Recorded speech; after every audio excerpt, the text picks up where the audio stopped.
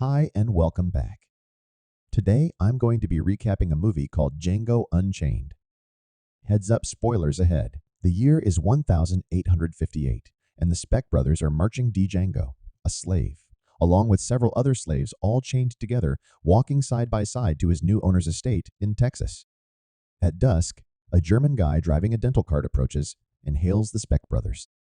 He calls himself Dr. King Schultz. After a brief conversation with the Speck brothers, Schultz explains to them why he is traveling at such a late hour. Schultz is undoubtedly wiser and more advanced than the Specks, and he claims to be searching for a slave who can recognize a group of wanted fugitives known as the Brittle Brothers. Soon after, a voice can be heard in the distance. Django declares that he is familiar with and capable of recognizing the Brittle Brothers. Schultz offers to buy Django, but the obnoxious Specks are offended by his polite and intelligent demeanor, and Ace Speck threatens to shoot him with his shotgun. In retaliation, Schultz drops his lantern, pulls a handgun, shoots Ace, and then Dickie's horse, knocking its rider to the ground. Dickie then screams in pain as the crushed horse carcass falls on top of him. Schultz pays the man for both Django and the dead Speck's horse, and Django receives a formal title despite Dickie's continual criticism.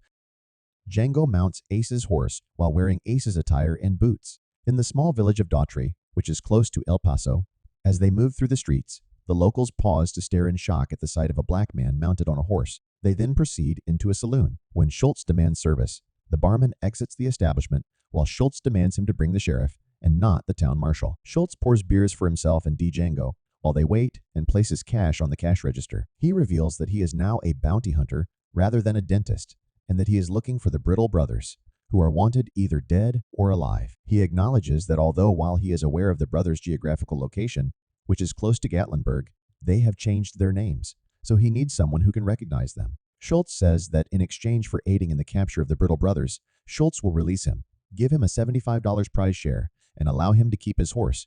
Django agrees. Later, while camping, Django confides in Schultz that his goal after being freed is to purchase the freedom for his wife, Broomhilda von Schaft, a slave girl who was previously a servant of a German mistress before being sold into slavery in the U.S. Eventually, Django and Schultz devise a strategy to get into a house near Gatlinburg, where they believe the Brittle brothers live, in order for Django to identify them. In order to serve as Schultz's valet, Django will pretend to be a freed slave. When they get there, Spencer Big Daddy Bennett's plantation is there. Schultz claims that he is interested in paying a hefty amount to purchase one of Bennett's slave females. Django questions his escort Bettina about the Brittles. Django begins to believe that the Brittles are posing as someone else, after Bettina acknowledges that she is unfamiliar with them. At this point, Django learns that Big John and Little Raj are on a different part of the plantation. She identifies the first person in the area. Ellis can be seen when Django uses his telescope, also pointing out who she thinks might be Big John. The two have bound a woman to a tree and are preparing to whip her. When Django shows up and yells Big John's name, Django suddenly pulls out a derringer and shoots Big John through a Bible leaf affixed to his shirt. Schultz rushes in just as that happens. Django informs Schultz that Ellis has already begun galloping through the cotton field. When Django successfully identifies Ellis, Schultz shoots with his sniper rifle that night in retaliation after finding their dentist's cart camping outside of town. In KKK-style hoods, the guys charge and encircle the modest campground. One of the men notices what he believes to be Django and Schultz hiding beneath the wagon. As a result, the action shifts to show Schultz and Django sheltering in a tree not far away, with Schultz bearing his weapon. In addition to saying Auf Wiedersehen, Schultz fires at the cart, detonating a package of explosives concealed in a tooth on the cart's roof. The majority of the Klansmen are killed. Later, when King inquires about Django's plans, now that he is free, Django replies that he would look for his wife, who is thought to be in Mississippi, and attempt to buy her freedom. King offers to assist Django rescue his wife if Django will cooperate with him over the winter in gathering bounties. King has developed a bond with Django and is pleased by both his intelligence and marksmanship. King tells Django the German myth of Siegfried and Brunhilde, while being amazed by Broomhilda's name and German-speaking skills. On one mission, Django and King set up camp on a hilltop overlooking a small farm, where Django hesitates to kill a man who is now calmly working on the land and has a son. According to King, the man had a $7,000 bounty on his head. When the winter is through, in March 1859, the two return to the south in quest of Broomhilda. King learns that she was given to Calvin Candy, the proprietor of the Candylands plantation, played by Leonardo DiCaprio. The mandingos that Candy is known for producing are slaves that are bred to fight to the death, bare knuckle, for their owner's enjoyment, and for betting purposes.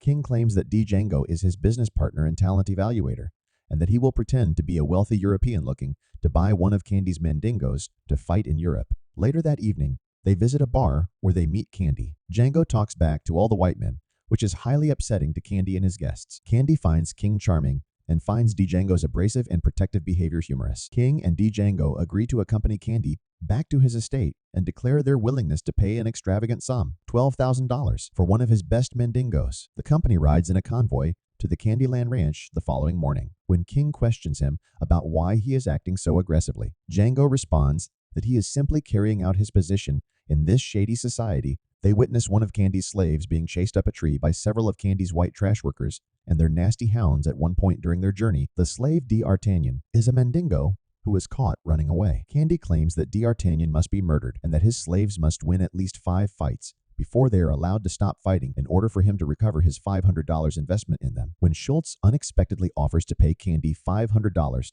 to spare D'Artagnan's life. However, Django realizes such unusual behavior would reveal their secret. Django angrily screams that D'Artagnan isn't worth a single penny. They all eventually arrive at Candyland, where they are welcomed by Candy's devoted 76-year-old house slave and trustee Stephen, Samuel L. Jackson, and his older widowed sister, Laura Lee. Stephen's outrage about Django being free, riding a horse into the estate with his master and other white men, and being permitted to stay in Candy's home is evident. Also, Django dislikes Stephen right away. Stephen tells Candy that Broomhilda made an effort to flee. According to a rumor about Broomhilda's fluency in German, Schultz claims he wants to meet her. Django restrains his fury despite being incensed at witnessing his wife removed from the hotbox.